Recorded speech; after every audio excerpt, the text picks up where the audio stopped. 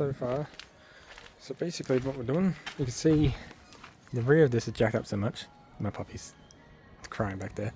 But yeah, the rear's all jacked up and the front of the car, you can see here, is slammed. So the front of the car is slammed, but the rear of the car is not. If we can try and get a sort of like a better shot like that, you can see the rear is lifted a lot more than the front. We're going to try and fix that with the part that I've made, but yeah, just got to jack up the front, pull off the passenger side one, and then modify that, and I'll show you that in a clip with my GoPro. And then hopefully we can try and get the front lifted up as much as the rear, or lifted up higher. So we'll try this out. So yeah, as you guys can see here, these are the difference. So I just pulled this one out, and basically they're pretty easy to pull out. You got little round parts here, the factory ones, and these ones pretty simple. They're on a round ball thing. Top one is to be careful with. So you already have one of these extender things, which turn out not to really lift it up too much. You just unscrew it from there.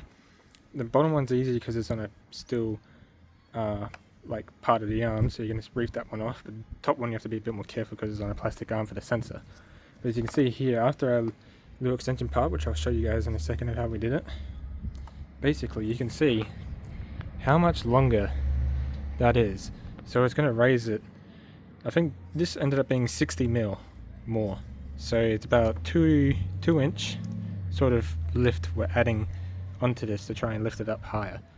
So I'll now show you guys from the GoPro what I did to this to make it look like this. So I'll get to that part now.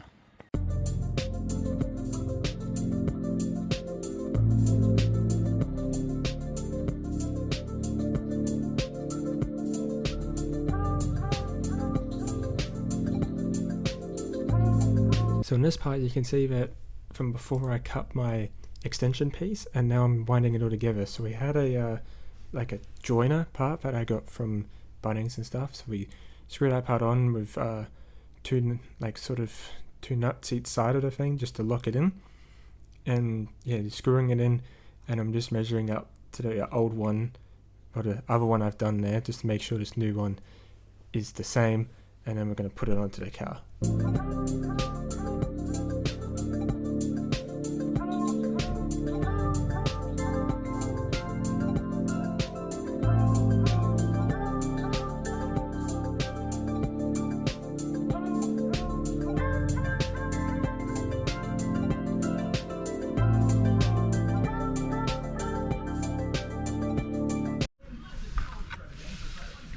Alright, so we've got a new arm here. So basically, we'll push it onto there, like that. And there's a top arm up here. A bit more. After I keep pushing the rocks off my head, I clip on and pow. Like that. It's all clipped on, ready to go. Quite easy. Do that on the same on the other side of the front. Then you're going to take the wheel off, and then we'll see how the car looks when it's lifted. Alright, so we have it done. I didn't record the part where it lifted up from the bottom, but you can see here, like this whole sill panel thing, it's all flat, and the sill panel there is all flat. This is all nice lifted up nicely and stuff like that, but we ran into an issue. So the issue is that I tried, when I did the rods, I tried to let it down, but you can see there, if you look closely, the sensor there has snapped. The plastic completely snapped off that, and the sensor there, the rod there's off. So now I need to get a new sensor, but at least it's staying up at height. But then this side needs a bit different. You can see there, the arm is bent, so that's going to be definitely interesting, but it's like perfect height, that's what I want. So the height wise has sorted, and then, but yeah, height wise is done, but I'm going to take it for a quick drive to see if the bag's sort of settled, and see if it changes. But yeah, I need to buy a new sensor for this side, and fix the arm on the other side, and then it's sorted. because this is only standard ride height. Then I can go to lift it up again, but I can't do it at the moment with that sensor broken. But yeah, so that sort of shows off what we did there to try and raise it. I think the problem that I did here is I didn't have the door closed when I was lowering it. If you have the door closed, the bags do activate. I had the door open a bit, so the bags weren't doing anything, and it got to a certain, it maxed out the sensor, and I still had to drop it a bit more, and that's what snapped it. So if you have the door closed while you lower it, it probably might not have that problem. So that's the issue I probably ran into. But now I'll just take it for a quick drive.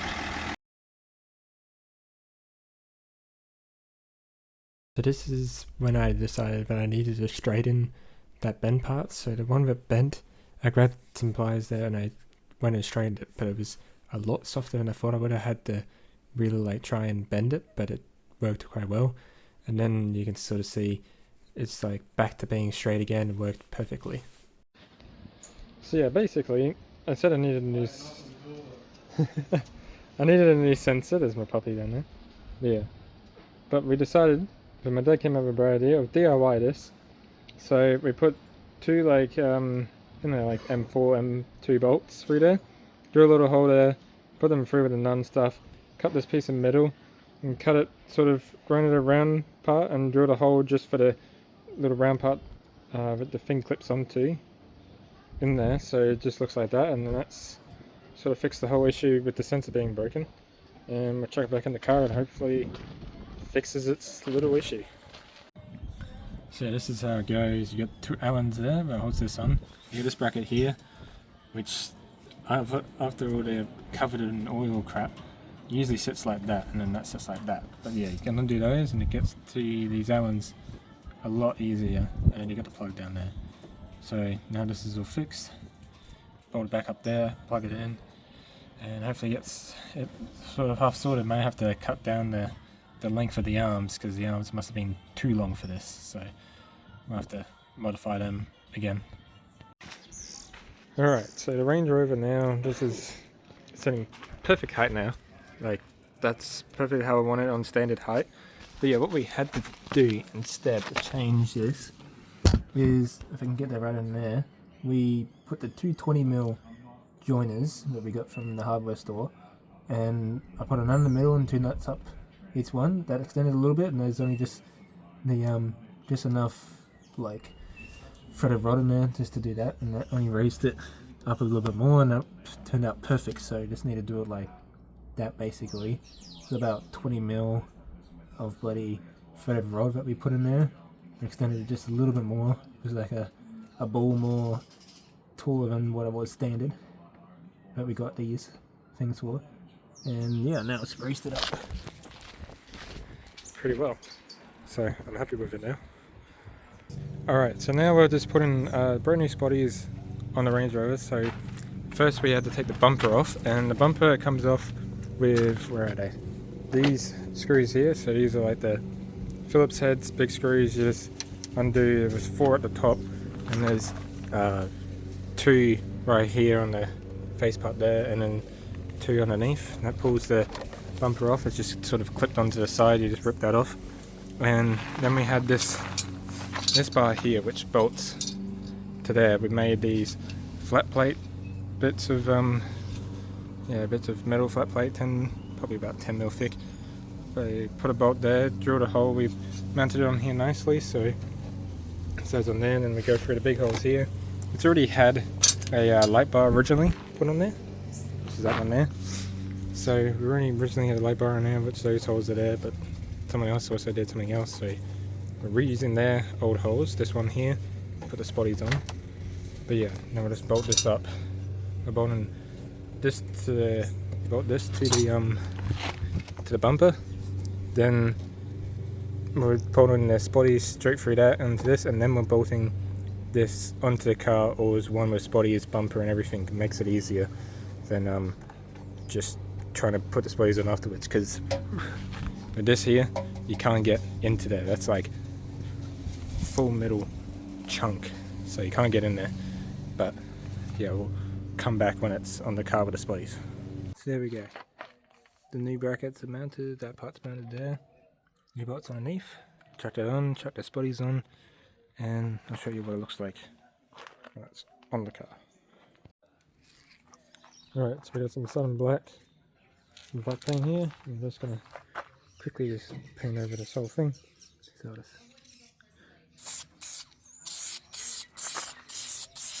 put a rough coat on first. It's spitting everywhere. Great nozzle on this stupid thing. Right, I'm painting over the Land Rover badge, I know. Look at that. I wonder if we're going to see it again. After a few coats, it'll look better. So yeah, I just finished painting the grille, put it on. Just another bit of a clip of my puppy.